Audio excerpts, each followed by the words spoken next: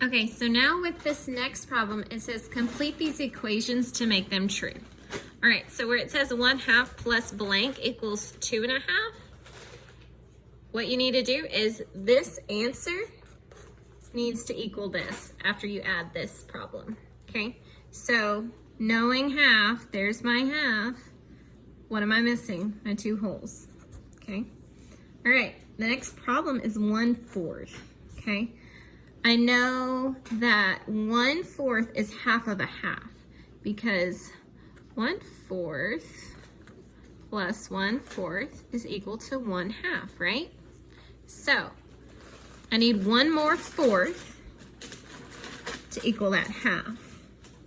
And so then a fourth of a fourth equals a half, right? So I'm just missing the whole, which is 3. So 3 1/4. And for the next problem, this is where you could kind of flip-flop, okay? Or one could have a whole number and one can just be a fraction. You could say this is 2 plus 3/5.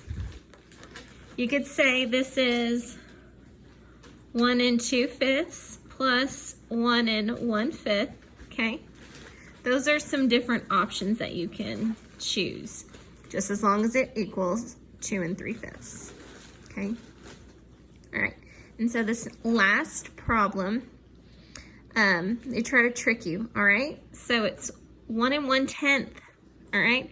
But our answer is simplified for 3 1/2, okay?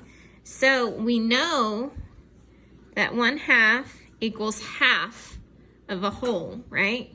So we have tenths, all right? We need our tenths to equal half. So what is half of 10? We know half of 10 is 5. So 5/10 is equal to 1/2.